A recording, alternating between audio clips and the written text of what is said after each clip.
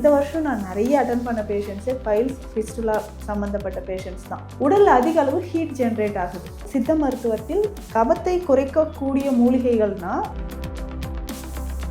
So எப்போவுமே ஒருத்தருக்கு immunity லோவாக தான் இருக்குமா அப்படின்னும் கிடையாது.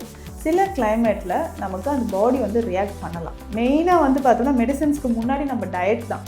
ஸோ அந்த மாதிரி டயட்டை கரெக்டாக நம்ம எடுக்கும்போதே பாடியில் வந்து இம்யூனிட்டி ஆட்டோமேட்டிக்காக டெவலப் ஆகிடும். ஜென்ரலாக பனிகாலத்தில் எடுக்கக்கூடிய உணவுகள் ரொம்ப ஈஸியாக டைஜஷன் ஆகிற மாதிரி எடுத்துக்கணும். ஸோ அந்த குளிர்காலம் முடிகிற வரைக்கும் அசைவ உணவுகள் தவிர்க்கிறது ரொம்ப ரொம்ப நல்லது. நிறைய பேருக்கு இருக்கிற ஒரு டவுட் இதுதான், எனக்கு ஃப்ரூட்ஸ் சாப்பிட்டாவே கோல்டு வந்துடும், சாப்பிட்டு பல வருஷம் ஆகுதுன்னு சொல்லுவாங்க. ஸோ அப்போ நம்ம ஃப்ரூட்ஸ் எடுக்க என்ன ஆகுனா பாடியில் வந்து ஃப்ளூயிட் கண்டென்ட் நிறைய வர ஆரம்பிக்கும். பால் எடுத்துக்கலாம். இப்போ குழந்தைகளுக்கெல்லாம் நம்ம கொடுக்குறோன்னா பாலில் இந்த மாதிரி நீங்கள் சொன்ன மிளகு பொடியோ மஞ்சள் பொடியோ சேர்த்து கொடுக்கலாம். பெரும்பாலும் சைனசைட்டிஸ் இருக்கிறவங்களுக்கு நேசல் பாலிப்ஸும் இருக்கும். அப்போ இந்த சைனசைட்டிஸ் அப்படின்றத ஈஸியாக சரி செய்யணும்னா நம்ம இந்த மாதிரி ஆவி பிடித்தல் எடுத்துக்கலாம். ஸோ தைலங்கள் வச்சு நம்ம வந்து அப்ளை பண்ணுறது, ஆவி பிடிக்கிறது, புகை எடுக்கிறது, நசிய மருந்துகள், இது எல்லாமே ரொம்ப ரொம்ப யூஸ்ஃபுல்லாக இருக்கும். சளி நார்மலாக மஞ்சள் கலர்லையோ லைட் க்ரீன் கலரில் ஒரு இடத்துல வந்து அவங்க ஸ்டிக் பண்ணாங்கன்னா அப்படியே ஸ்டிக்கியாக ஒட்டி அந்த மாதிரி இருந்ததுன்னா கண்டிப்பாக அது இன்ஃபெக்ஷன்.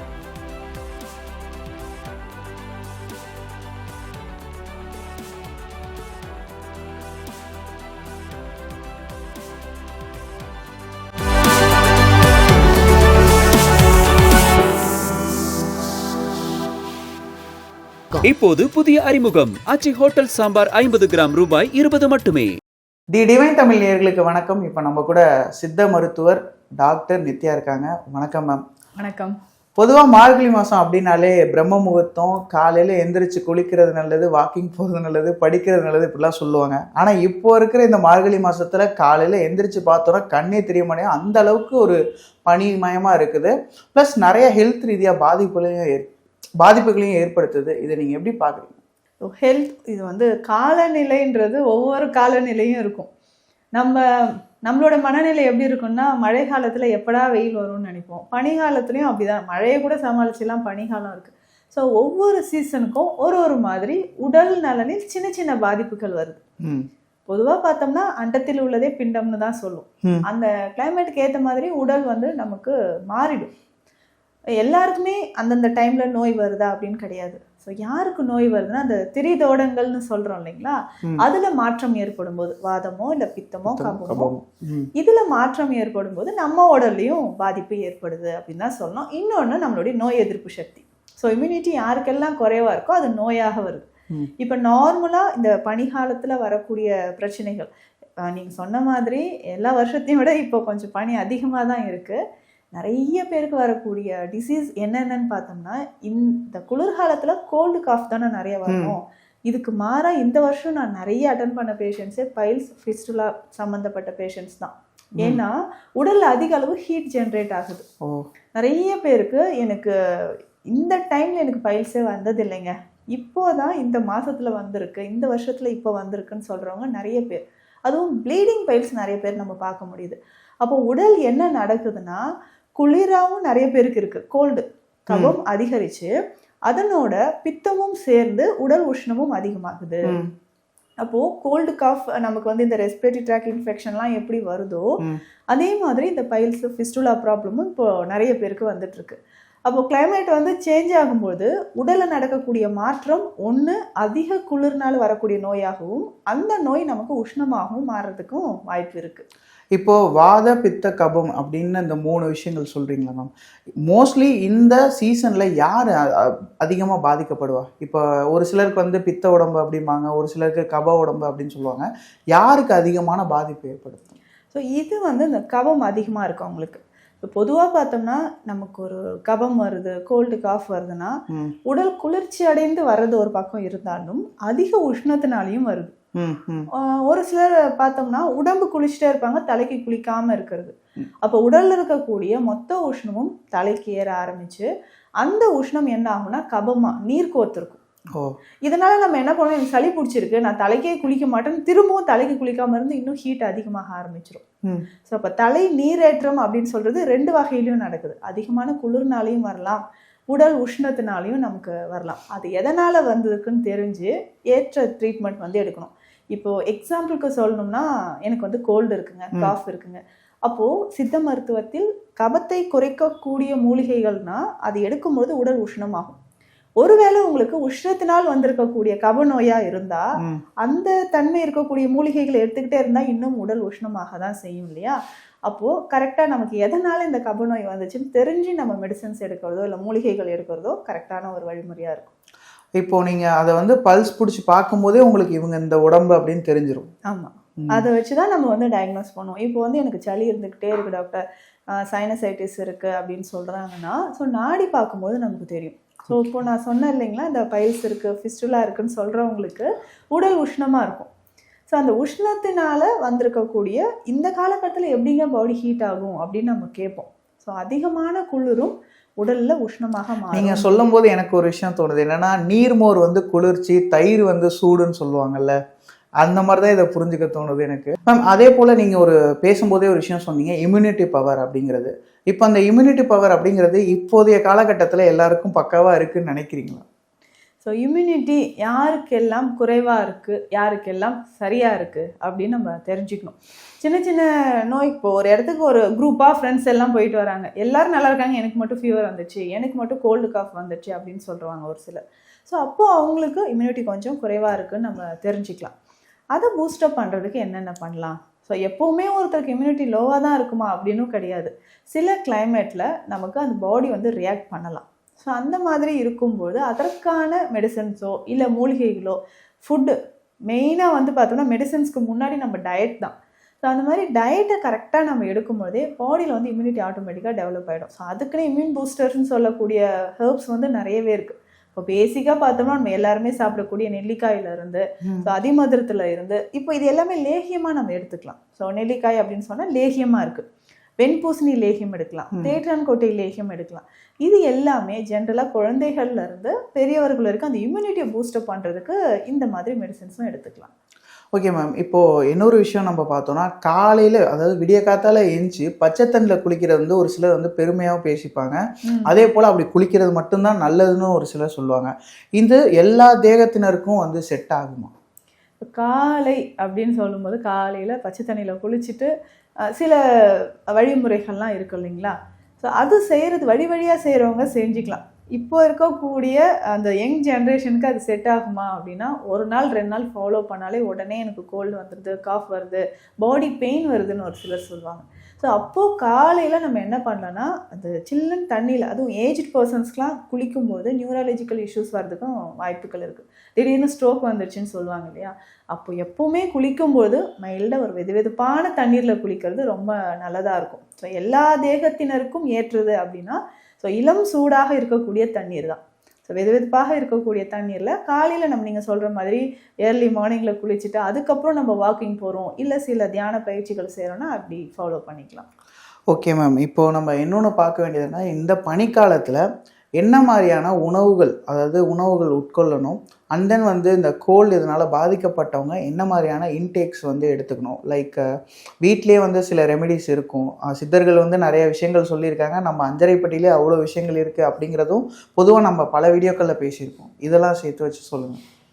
ஜென்ரலாக பனிகாலத்தில் எடுக்கக்கூடிய உணவுகள் ரொம்ப ஈஸியாக டைஜஷன் ஆகிற மாதிரி எடுத்துக்கணும்.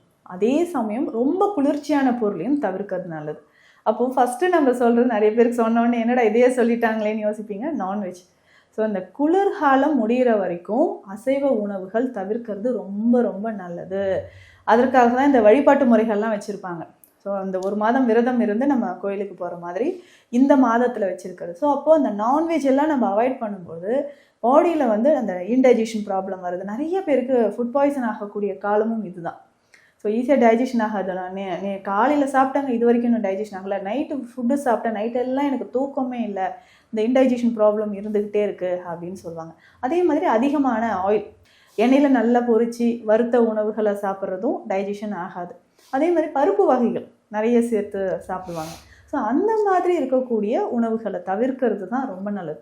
சரி, இதுக்கு பதிலாக நான் என்ன தான் சாப்பிடலாம் அப்படின்னு கேட்டிங்கன்னா, ஈஸியாக டைஜஷன் ஆகக்கூடிய ஃபுட்ஸ், அதுவும் வீட்டில் ப்ரிப்பேர் பண்ணதுன்னா ரொம்ப நல்லதுன்னு சொல்லலாம். ஸோ உப்பு குறைத்து, எண்ணெய் குறைத்து, ரொம்ப புளி சேர்க்காமல் சாப்பிட்றது நல்லது. எதற்காகனா, புளி அதிகமாக எடுக்கும்போது வாத நோய்கள் அதிகரிக்க வாய்ப்பு இருக்குது ஸோ வாதம் அதிகரிக்கக்கூடிய காலமும் இந்த குளிர்காலம் தான்.